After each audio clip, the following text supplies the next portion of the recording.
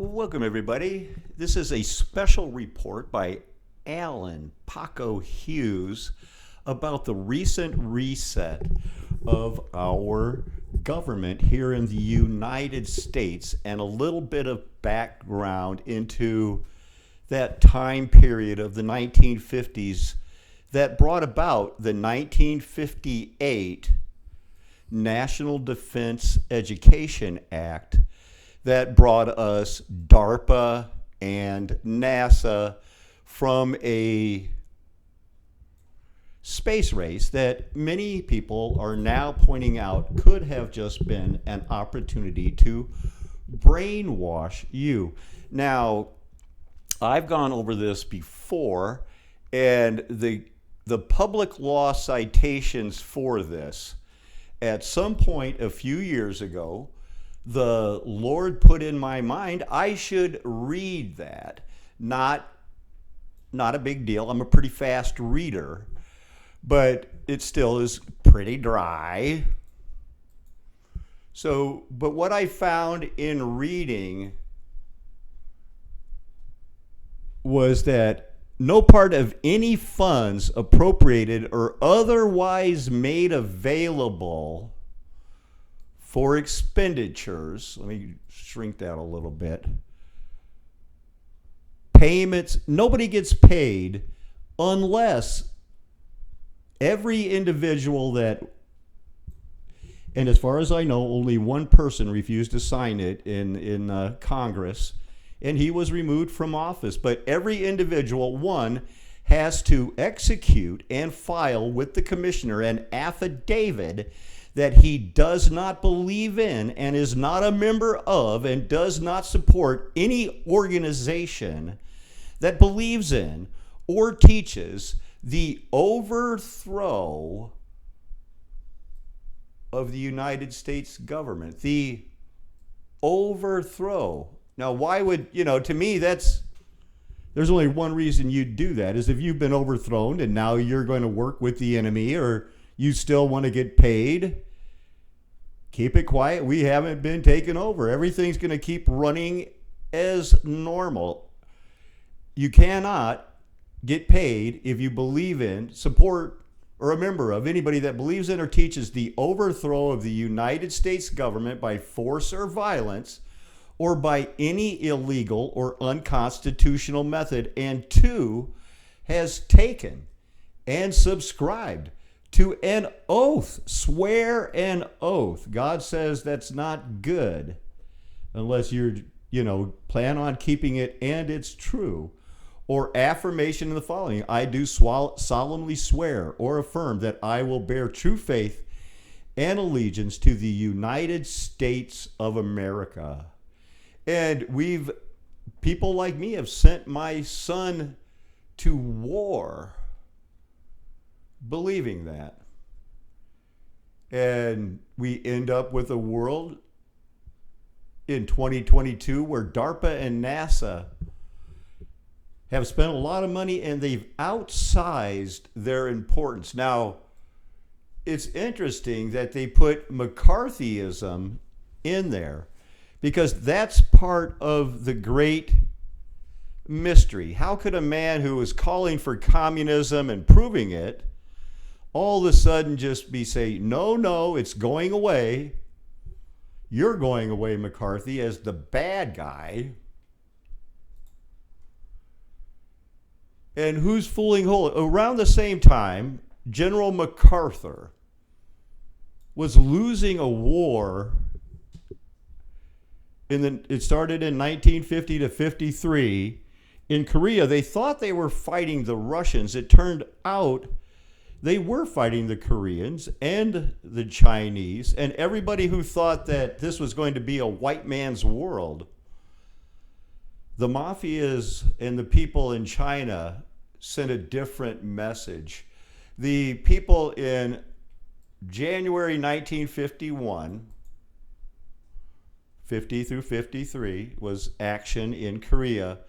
We're getting, reports about asking who is fooling whom because of General MacArthur's commentaries. They say that they were like Alice in Wonderland reports, talking about how, oh, we're just taking care of everything with pinpoint bombing. Everything's going well.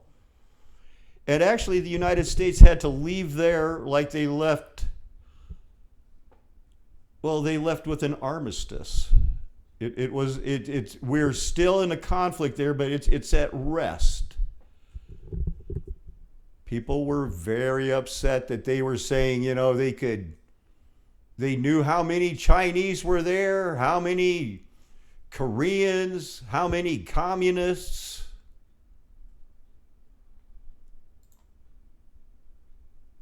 Just bear with it.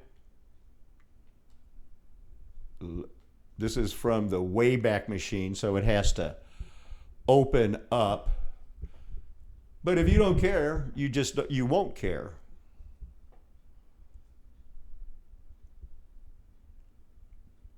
Wow, is that slow though? I know it's painful. So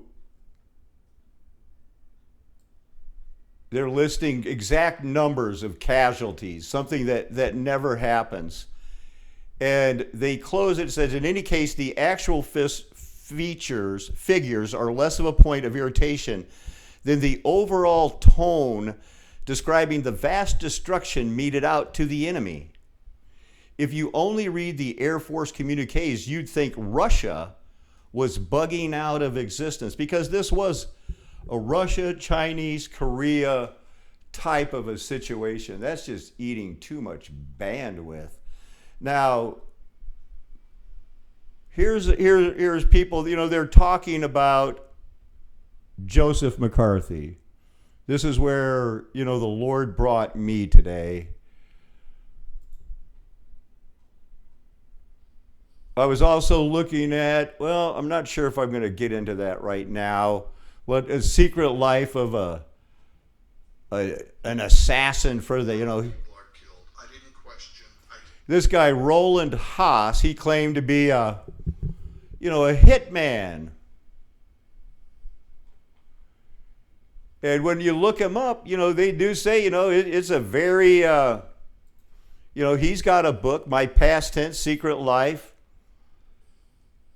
Did receive a scholarship in 1971.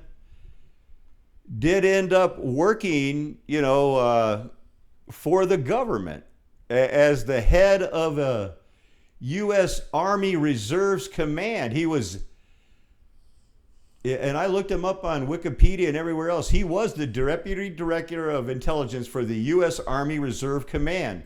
Something that he even says he wasn't qualified for, but they just kept him online, and then they weren't going to give him a retirement. So he wrote a book saying, hey, these guys are bad. They're the bad guys. And of course, it's all supposed to be untrue, because WikiLeaks tells us, that in 2012, they got the scoop on this guy and how he died shortly after his book was written, and he exposed everything. It says it was a gun accident. The same man who tried to expose them said, a patrolman discovered the 58-year-old, so that's a few years after he wrote the book, saying that he had shot himself accidentally in the femoral artery, and he died there. And of course they said, he wrote a book about the secret life of an assassin, and it was all made up and this and that. But still, it did force the CIA officers to protest, hey, how come he got a job as the head of the intelligence for the U.S. Army Reserves at Fort McPherson, Georgia? Oh, but don't worry, he was a fraud. Somebody wrote, he's just crazy. Something, he got him in that job somehow. Now, here's a list of people in the Venona Papers. Who are the Venona Papers? It was encrypted messages from 1943 during the war from the Soviet Union until 1980. They were exposed, I think, by that church committee, and they had to they released them after 50 years. And so it turns out these were the people on Joseph McCarthy's, hey, there's communists working for the United States. And there were a lot of them. And some of them I'm sure that, you're going to recognize. But there were communists. It turns out that Stalin knew about the progress of the so-called nuclear weapon on the same time schedule as FDR. It was wide open. We were overrun. And when one guy opened his mouth, hey, look, Frank Oppenheimer was a commie. This Oppenheimer, another one. Scientific director of the Manhattan Project. Huh? Yeah. United States War Department? FDI's name appeared on it, but only because it's the code name Captain. The Rosenbergs, Julius and Ethel, turns out that they were spies. These people were spies. They sent messages back and forth to Russia. And in the Korean War itself, we had documented the world's longest military retreat. There were all of that MK Ultra information that the Nazis used. The spies had it. Everyone knew how to do it. They were capturing and releasing people just like in that movie, The Manchurian Candidate. And they went on to set up the first and only Roman Catholic president that still has Protestants from the Q movement waiting for him to come back and save them. Choose your reality from yesterday's. This is July the 9th. This is the 8th. They pick a name. Who knows if it's real? But once again, it's Daniel Charlie Wilson. He believes that the September 11 attacks were an inside job. Those attacks were fake, full of crisis actors. Newtown, Connecticut, Uvalde, crisis actors. The 41-year-old from Ontario, not even the United States, believes the January 6th insurrection was crazy. Doesn't like vaccines. He believes in every conspiracy except flat Earth. And the JFK, that America could be anything less than a light on the hill. These white supremacists, as they're being led to be, they aren't receiving praise. Instead, they're met with incredulity. Some posters said the marchers were clearly FBI agents or members of Antifa. Trump supporters. They're only trying to defame Trump supporters. It was just another false flag. And now this new Q is actually a government thing. Something's going on. And it started with DARPA in 1958. I showed in an earlier video today a man named Houston, Thomas Charles Houston. Doesn't even get had his page taken down, I guess. That page is taken down. It used to have one. Came to light during the Church Watergate investigations, what was going on. And he talked about COINTELPRO, MK Ultra, things that they had never heard about that he was caught up in. And he goes like, they said do this, so I did it. I didn't know they were doing all these other things. Who knows? But they had the abilities, and nobody knew about it. He said the president didn't know about it. The CIA knew about it, and that was it. Not much of a page. But it did talk about, the White House plumbers. they would leak classified information. It wasn't just, they were fixers. They would set people up.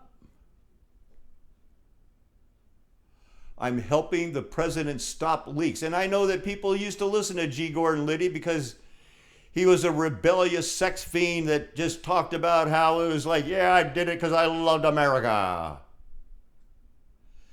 I don't think that's enough. I don't think they told us the truth.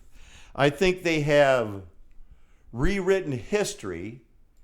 I've shown you where an oath had to be taken, that the United States government hasn't been taken over. I think it has, and I think you should too. Unless you're a fan of what DARPA has been doing and what NASA is selling you and how it's brought you the Elon Musk. And oh my goodness, I just noticed that because of the National Defense Education Act, they spawned over 153 institutions. And that just reminds me of the 153 fish that they caught and how I've tied that into our brain with the 64 nerve endings, doubled, 128 lobes of the brain, 12 nerves going. You double those to 24, 5 lobes of the brain. Bing, bing, bing, you're at 153. They're trying to make it all too hard to comprehend. So we're doing it line upon line, precept upon precept. And if you're too busy to go through this and look it up and read it and realize that, yes, at one point in 1958, when they brought DARPA and NASA into existence at a time when communists have been proven to take over, and then whether you like them or not now, you'll have to agree that at least the Vidona papers have proven that McCarthyism was correct, and the highest levels of our government were in on this takeover that right now is going to be played out in public before a very not narrow road of people who are going to stand up and say, darn those Chinese. Who do they think they are? They're in large and in charge with all the money, and now you know it. That's the rest of the story. I'm never going to tell you anything else. Why would I? I'm trying to prove I have your best interest at heart, as would anyone with this information.